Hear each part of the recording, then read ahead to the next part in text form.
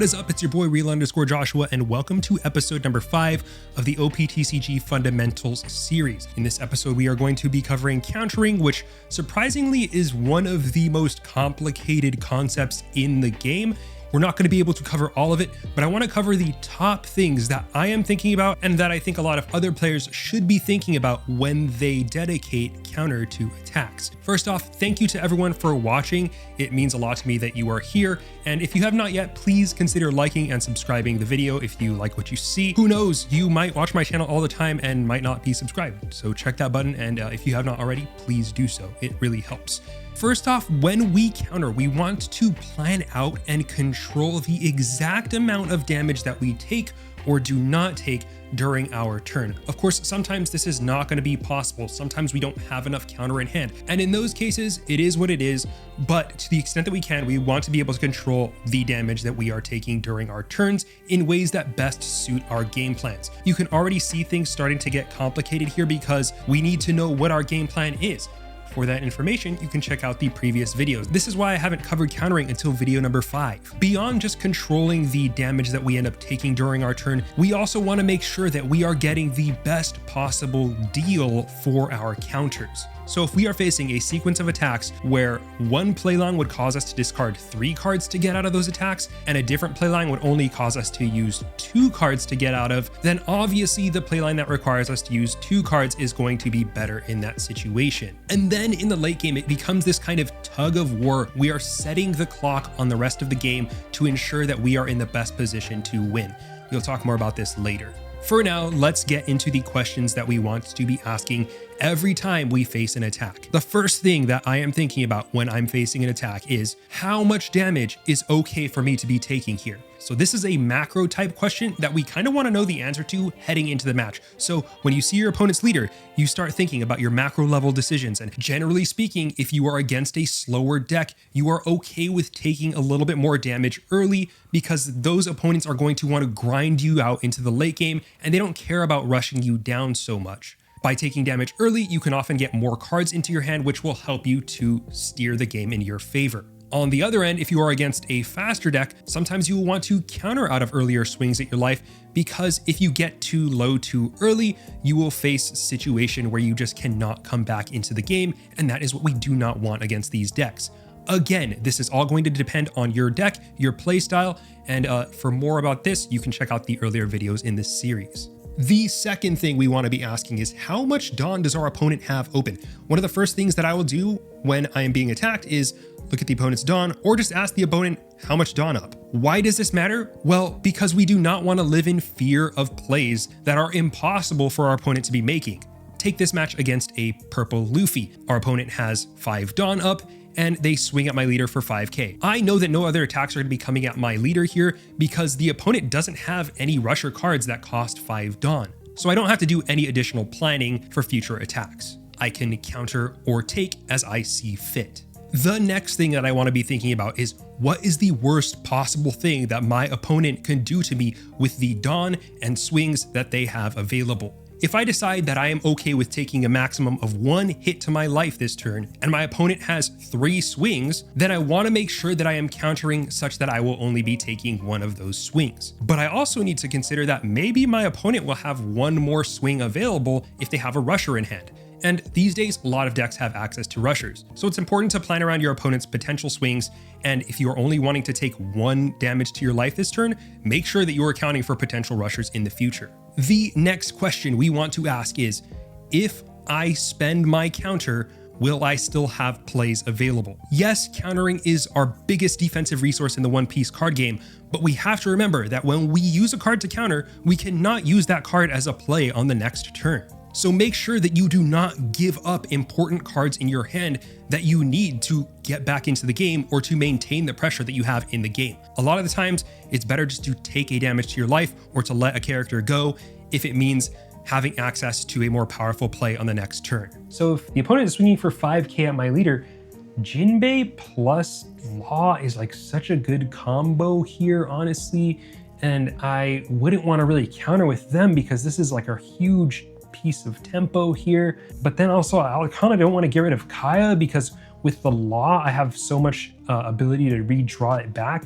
So in this situation, facing a 5k and a 7k, I still don't really feel like taking 2 damage, but I'm doing a lot more thinking about what I actually have left and available to do here. It's a very strong consideration to use Kaya to counter here. A lot of people probably would. Me personally, I'm liking using Jinbei, to be honest. It's just really important for me to next turn to be able to find better options, and I think Kaya and Law are going to help me do that better. So in this case, I would probably use Jinbei to get out of the first attack and then take the second attack, which would be a Sengoku. Another thing that's important to think about when your opponent is swinging at your life, and this is particularly important when you're playing yellow, what are my triggers? How many of those help me? And if you hit a certain breakpoint of like a percentage of those that are going to be helping you in a particular situation, then maybe you want to take that life. On the other hand, if you have a lot of triggers that will not do anything in this situation as your opponent's attacking you, then maybe you are more incentivized to counter.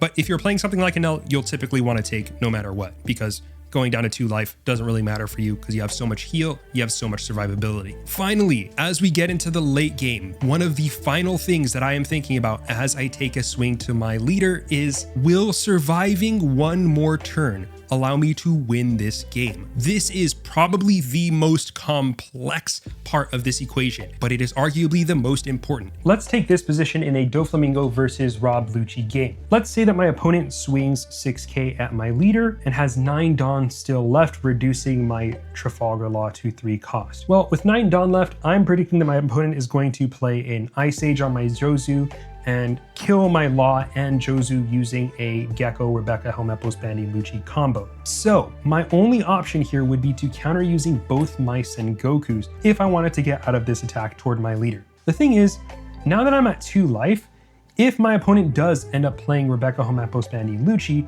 I'm pretty much dead next turn because I will have no cards on the board and my opponent will have a 9k, a 6k, and a blocker up. So my best odds here are to find something that can bounce the Rebecca to hand so that I can get lethal, which I would want my Sengokus for, or I could potentially find in my life. I could use my Sengokus to look for a Perfume Femur, for instance. I could Gravity Blade the Rebecca and the Lucci still, but that's a little bit spooky, and I don't really like my odds in that situation. I kind of feel like I gotta win on the next turn. I don't really like the idea of making the game last longer because Lucci is only gonna get stronger. They can still play more stuff that's gonna KO my board. They could still play Sabos, they could still play more Rebeccas and stall out the game for even longer. So I wanna make sure once my turn comes around, I have the best chances of winning this game as possible. So I instead am going to take this damage and hope that I find an answer. It happens to be a Trafalgar Law, which is, as you all know, quite nice for us, and would pretty much secure the game on the next turn, seeing as I could play the Law, bounce it back to my hand, bounce the opponent's Rebecca back to hand, and win that way. Now, my opponent could play a double Sabo here, but I have 2 Sengokus in hand, and I could search the top 10 cards of my deck to try to find a Perfume Femur, which is another viable option. I also have the Gravity Blade Raging Tiger to deal with that anyway. And the nice thing is, since the opponent's board is empty, if I was to play Gravity Blade on a double Sabo board, then I only have to worry about 1 hit coming through because the opponent is never gonna have a rusher that's gonna be able to do that last damage to my leader. So I will have bought myself more time whilst making it so that my opponent has to have the answers and I could then kill them. Note that if I had countered earlier with my 2 Sengokus, I would be in a much worse position. It would be a lot harder for me to find exactly what I need, and I would be relying on just what I'm top decking, my outs, and that's not a really great place to be.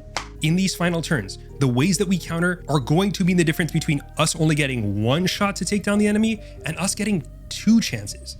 And that often could be the difference between winning or losing a game. Now let's talk about swings at our characters. If our opponent is swinging at our character, the first thing we want to think about is, well, is there any way for us to even protect this character in the long term? If your opponent already has attackers on the board that heavily overpower our rested characters on the field and just vanilla swings at our characters will kill them, it's pointless for us to counter out because yeah, sure, maybe we can counter out of 1 or 2 swings, but if all of our characters are gonna die anyways, then we end up in a situation where we have no characters on the board and we have no cards in our hand.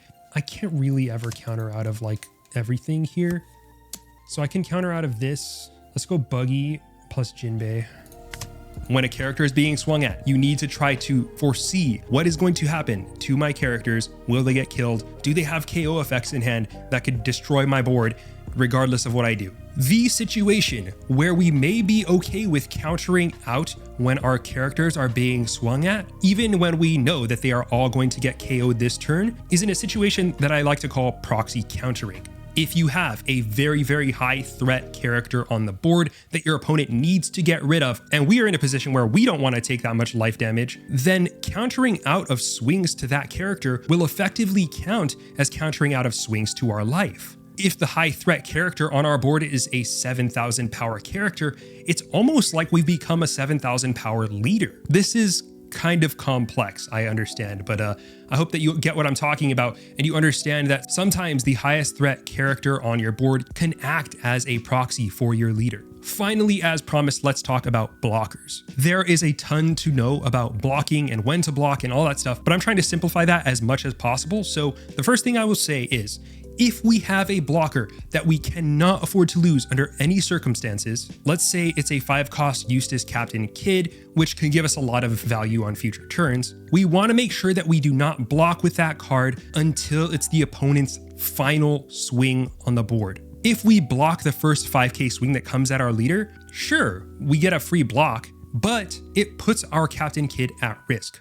So be careful of that, and also be careful of potential rushers. In a lot of cases though, I would not worry so much about blockers. Use them to block, use them to swing. Just by virtue of these cards having the word block on them, the opponent is often going to want to swing into them to get rid of them in the future because they're annoying. They act as an extra life for us. And that means that the card often cannot be ignored. The opponent has to swing at it. If your opponent is swinging into your blocker, it's as if you had blocked anyways. Also, don't forget, if you have a 6k power blocker and you are a 5k power leader, when you block with that, you are essentially saving yourself 1k worth of counter on any swings. So it is also kind of a swing discount in addition to a high threat character on the board that your opponent really is going to want to get rid of. So it can absorb a lot of aggression for your opponents while being a potential attacker of its own. Do not leave your blockers standing for the entire game. I see way too many people make this mistake where they never ever swing with their blockers and it hurts your game. Of course, this is conditional, but I have seen a lot of situations, again,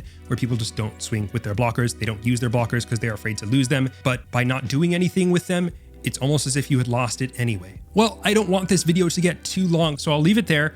There is a ton of stuff to be talked about here. If you have any more tips on countering, things that I might have left out here, please put them down below, and I may include them to a sequel to this video because this is such a complicated topic. Anyway, thanks again for watching. This has been your boy Real_Joshua. You can find me on Twitch at Real_Joshua, find me on Twitter at HiThereJosh, and I am on Instagram too at Real_JoshuaTCG. Thanks so much for watching, and I will see you in the next one. Later.